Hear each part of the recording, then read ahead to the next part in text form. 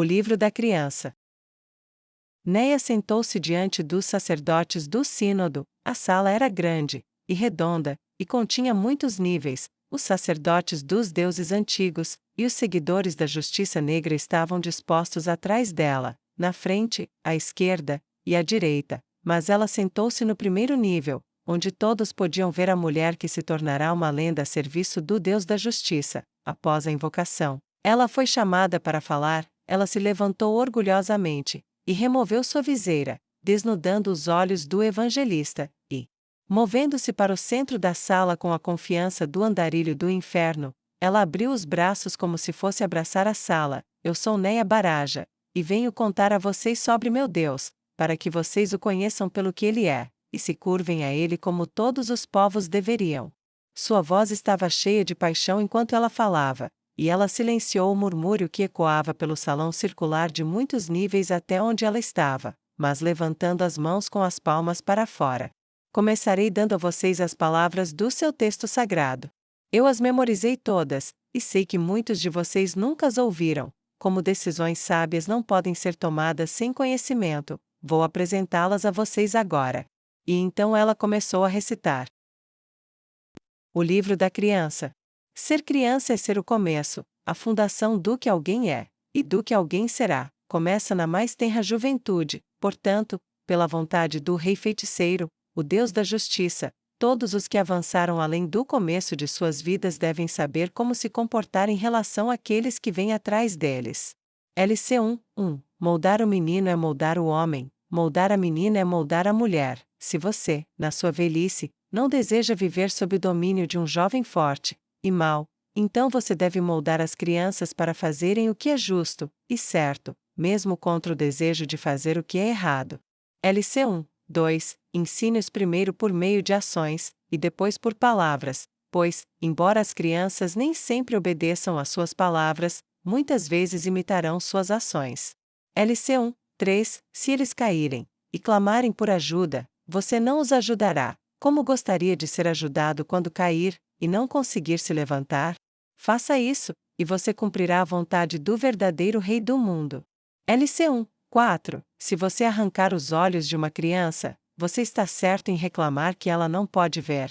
Mesmo que você mostre seu valor pela ação, diga a elas o significado das coisas que você faz, ensine-as a pensar em termos de justiça e injustiça, para que elas saibam por que devem fazer o certo, mesmo quando o errado é fácil e lucrativo. LC1:5 Onde há conhecimento de como pensar, não há necessidade de dizer o que pensar. Portanto, oriente a criança pela razão para que ela conheça e entenda todas as coisas. LC1:6 Saiba que assim como a criança precisa do pai e da mãe, ela também precisa de seus vizinhos próximos e distantes, mesmo aqueles que ela não conhece. Ensine-os a encontrar seu lugar dentro de sua comunidade, para que sejam uma bênção, e não uma maldição para aqueles próximos e distantes. Um encontro com o Rei Feiticeiro. LC1:7 Aconteceu um dia que enquanto eu caminhava com o Deus da Justiça pela cidade de Shurappak, um lugar que você certamente conhece, meu senhor, e eu vimos uma visão que o desagradou. 8 Um garoto que parecia favorecer as atenções de uma garota, que por sua vez não parecia favorecê-lo, tornou-se muito íntimo. 9 Ele estendeu a mão para tocar o corpo dela, e embora ela se esforçasse para se afastar de seu alcance, ele se aproximou dela novamente, indiferente ao seu desejo de distância. 10 Meu senhor, em sua sabedoria, aproximou-se deles, e elevou-se sobre o garoto, e falou com ele. 11 Meu senhor disse ao rapaz: Por que você está fazendo isso que não deveria fazer? Não está claro que ela não deseja ser tocada? O corpo dela não é dela? Como você pode alegar gostar dela, se não lhe permite a santidade de sua própria pele? 12 Meu senhor é uma figura assustadora. O Deus da Justiça exala poder de seu corpo, e poderia ter esmagado o garoto sem colocar uma mão nele, mas em vez disso ele escolheu falar com a razão primeiro. 13 O garoto ficou em silêncio, e meu senhor continuou: Se você deseja que a autonomia do seu corpo seja respeitada pelos outros, então ofereça isso aos outros em troca. Suas ações moldam as expectativas daqueles ao seu redor. Peça desculpas à garota, e siga seu caminho, e saiba que você será responsabilizado por suas escolhas, para seu pai, sua mãe, seus filhos que ainda estão por vir, e a comunidade que o cerca. 14. Isso meu senhor fez, e o garoto, envergonhado, e vermelho por sua má ação, pediu desculpas à garota, e seguiu seu caminho sem mais problemas. LC1. 15. É obrigação do mais velho orientar o mais novo em seu pensamento, e ensiná-lo a ter empatia, e a ver os outros como ele se vê, para entender melhor quão inconsistente é, que eles mesmos esperem ser bem tratados, enquanto maltratam aqueles ao seu redor. LC1. 16. Bater em uma criança é dizer a ela que bater nos outros é aceitável. Você não vê o ciclo de violência que isso cria, um clima de medo onde deveria haver confiança? Qual pensamento você deseja na mente do seu filho? Estou com problemas, devo falar com meus pais. Ou estou com problemas, é melhor esconder isso deles. 17. Bater como curso de disciplina é ensiná-los a mentir para você, a se esconder de você, a desconfiar de você, e ensiná-los que o poder sozinho é a base para o seu governo. E por sua vez, quando você envelhecer, e ficar fraco, e eles forem jovens e fortes, que poder eles exercerão sobre você por sua vez? 18. A base da sua autoridade se tornará a base para a deles. Pense bem sobre isso antes de levantar a mão para os pequenos e fracos que devem depender de você. O olho roxo.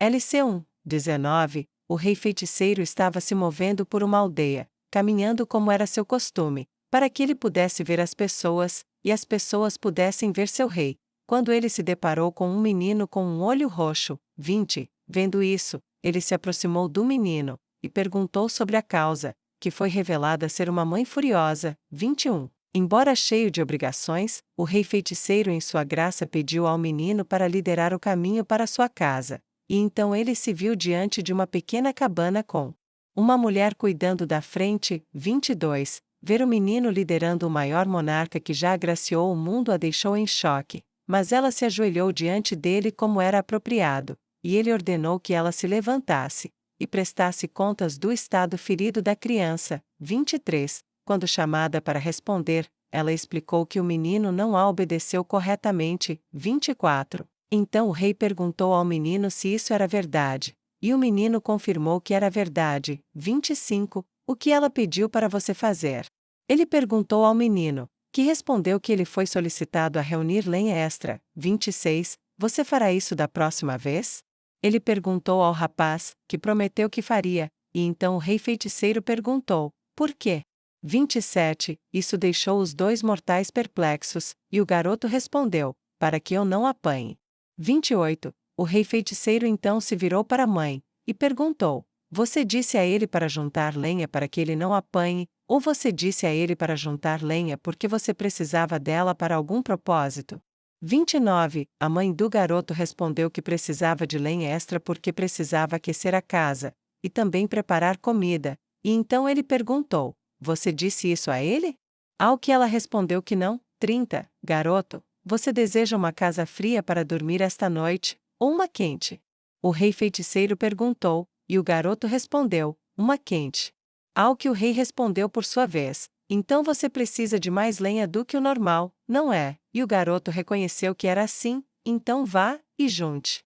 Ele disse, e o menino foi fazer sua tarefa.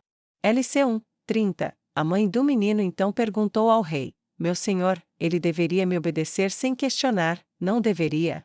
31. O rei feiticeiro respondeu a isso dizendo, se ele não fizer perguntas, ele não ganha respostas, se ele não ganha respostas, ele não ganha conhecimento, se ele não ganha conhecimento, ele será desamparado, se tudo o que você ensina é obedecer para evitar a dor, ele acabará evitando você em todas as coisas, e você o ensinará que a inflição de dor é o meio para obter o que ele quer, e ele não conhecerá outra maneira, e também, se ele lhe fizer perguntas, é porque ele confia que você lhe responderá com sinceridade. Você preferiria que ele desconfiasse de você?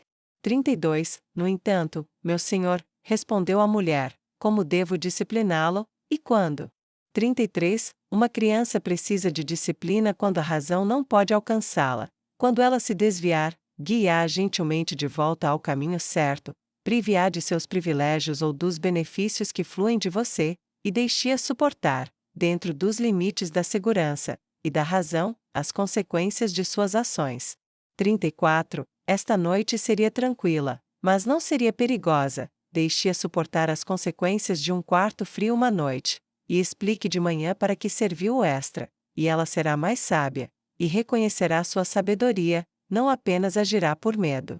LC1, 35. Os valores de uma criança serão como os valores dos pais. Mostre a eles o significado da generosidade para com os vizinhos, levando-os a ver atos generosos feitos. Fale com eles sobre o porquê, assim como você mostra a eles o que. 36. Não se surpreenda que seu filho seja mesquinho, se ele não aprendeu generosidade com você. 37. Não se surpreenda que seu filho bata em crianças mais novas, se você, como pai mais velho, bate em seu filho mais novo. 38. Não se surpreenda que seu filho ria do infortúnio, se você mostrar a ele que o infortúnio é engraçado. 39. Não se surpreenda que seu filho seja ignorante, e não aprenda, se você falhou no dever primordial de ensiná-lo o valor do aprendizado. 40. Não se surpreenda que seu filho não leia um livro, se você não ler para ele quando ele for pequeno. LC1, 41. Ensine-lhes que entre os maiores valores está a aquisição de conhecimento, e o amor por ele em si mesmo, e desse solo fértil a sabedoria crescerá. LC1, 42. Ensine-lhes o valor de sua integridade, que o vínculo de confiança entre estranhos que se encontram no balcão de uma loja vale mais do que as mãos que trocam moedas. 43. Que mundo você terá para si mesmo se nenhum homem pode confiar em outro, e nenhuma mulher confia em seu amante, e nenhum comprador confia em um lojista, e nenhum lojista confia em seu banqueiro, e nenhum fazendeiro em seu trabalhador, e nenhum trabalhador em seu empregador? 44. É um mundo de pesadelo, onde todas as mãos estão voltadas umas contra as outras, ou agarrando-se ao que é valorizado por medo de que lhe seja tirado. 45. Ensine-lhes o valor da confiança comum, e a necessidade vital de que se deve depositar fé no outro, e que essa fé no outro é impossível se eles não agirem como se estivesse bem depositada. O rei feiticeiro encontra troco. LC1, 46. Aconteceu um dia que o rei feiticeiro estava caminhando por Irrantel, quando ele avistou um jovem garoto cuja bolsa de moedas, que claramente tinha visto anos melhores antes daquele, chegou ao seu último dia diante de seus olhos. Ela rasgou, e moedas de cobre caíram na calçada, tilintando, e batendo em todos os lugares. 47. O garoto ficou muito angustiado com isso, e aqueles ao redor dele caíram de joelhos na pedra, e começaram a juntá-las. 48. O rei feiticeiro se aproximou, pegou algumas, e as entregou ao garoto. 49. Os outros presentes, vendo devolver a moeda perdida, entregaram as suas também. 50. Ao que o garoto disse: obrigado, mas você é o rei, por que fez isso? 51. Ao que o rei feiticeiro respondeu: porque eu sou o rei. 52. Ninguém está muito acima dos outros para fazer o certo por aqueles abaixo deles, e eu terei os cidadãos que eu aceitar. Se eu sou um ladrão, então terei uma nação de ladrões. 53. Se eu devo ter a confiança dos outros, devo mostrar que sou digno de confiança. Se eu tivesse ido embora com o que juntei, então talvez outros teriam feito o mesmo. Ele disse, e gesticulou para aqueles que estavam um por um, entregando o que haviam pegado. 54. Ao dar o exemplo como é meu dever, estabeleço o padrão para todos os outros. 55. Nisto, até mesmo um camponês pode permanecer igual diante de seu Deus, pois cada um de vocês serve de exemplo para o outro, mostrando sua virtude como homens e mulheres honestos, e decidindo por suas escolhas, roubar ou devolver o que está perdido, e encontrado novamente, e ao fazê-lo, moldar a natureza de toda a sua comunidade, e através dela, o mundo. 56. Vocês me veem pouco, mas um ao outro diariamente, que então é verdadeiramente influente? 57. Portanto, sua influência não deveria ser virtuosa? LC1, 58. Ensine as crianças a pegar o que desejarem, e elas tirarão de você assim que puderem. Ensine-as a dar o que puderem, e elas crescerão para dar a você como você deu a elas. 59. Ensine-as a permanecerem pacientes, e elas não agirão precipitadamente, e com pressa. 60. Se você as ensinar a zombar do alfaiate honesto, e reverenciar o nobre mal, Então você criará uma comunidade de alfaiates e nobres maus. Nunca envergonhe o trabalho honesto, envergonhe em vez disso aquilo que destrói o trabalho honesto. 61. O nobre que não faz sua parte não deve ser reverenciado, nem o alfaiate honesto que dedica seu trabalho para criar roupas quentes no inverno, e roupas duradouras que sobrevivem ao trabalho duro deve ser insultado. 62. Você ficará surpreso quando lhe faltar boa comida porque os fazendeiros foram ridicularizados para partir, ou que seus banqueiros roubaram toda a sua riqueza quando você reverencia os ricos, não importa o quão ilícitos tenham sido seus ganhos. 63. Em todas essas coisas, as crianças devem ser guiadas, pois assim como seus pais e mães são o passado, e você é o presente, eles são o futuro, um futuro no qual você viverá o suficiente para aproveitar ou sofrer, de acordo com o fundamento que você estabeleceu neles. 64. Ensine-os a conhecer seus deveres, pois todos têm deveres, a fazer o que podem com o que têm, nos tempos e lugares em que se encontram. Uma lição de dever. LC1, 65. Enquanto uma certa pessoa de alta posição viajava com o rei feiticeiro, eles conversaram sobre seus deveres e seu lugar no mundo, e a pessoa de alta posição lhe disse: "Qual você acha que é meu dever aqui?" 66. O rei feiticeiro, em sua vasta sabedoria, olhou ao redor e viu um beco, e ali, perto de onde ele saía para a rua, estava uma figura que personificava a pobreza e a carência. 67. O rei feiticeiro levou essa pessoa até o beco onde a figura estava, e disse: "O que você vê?" 68. Vejo um homem pobre, desleixado e faminto. Ele está fraco, talvez doente, dormindo durante o dia, talvez porque não ousou dormir à noite. 69. Ao que o rei feiticeiro disse: "Você está diante deste homem, presente no momento em que ele também está. Tem os recursos para atender à sua extrema necessidade, aliviar suas dores e curar sua doença, e tem o poder de agir?" 70. Ao que esta pessoa disse: "Sim, sou um imperador, de vasta riqueza e poder, perdendo apenas para o seu nobre eu, tenho as facilidades para cuidar dele, e os meios para acabar com sua fome, posso salvar sua vida, e ele está diante de mim agora, onde posso vê-lo." 71. Então não é esse seu dever? 72. O dever daqueles com os meios e o poder para agir como deveriam é fazê-lo. Se você não fosse um imperador, fosse apenas um camponês nesta cidade, seu dever diferiria apenas no grau em que você age. 73. Um camponês com 10 moedas não pode atender a tudo, mas uma comunidade de muitos pode, e você é a personificação dessa obrigação do todo. 74. Se todos derem um pouco, então ninguém precisa perder tudo. 75. Qual o propósito do poder se não for agir sobre ele? Qual o valor da riqueza que fica em uma sala vazia? 76. O dever é definido pela nossa capacidade de efetuar uma mudança, seja um camponês lojista ou se alguém é um nobre ou um imperador, ou mesmo um deus. Cada figura viva, e não viva é parte deste mundo, e tem deveres para com ele que dizem respeito às necessidades daqueles ao nosso redor, e mesmo na menor ação, o camponês se posiciona como um deus, pois pode mudar o mundo como achar melhor, fazendo bem até mesmo seu menor dever. LC1, 77. As crianças devem buscar força, mas nem toda força é idêntica. Você grita com os pássaros para que eles não soem como cães. 78. Você gritará com o galo que ele não está botando ovos?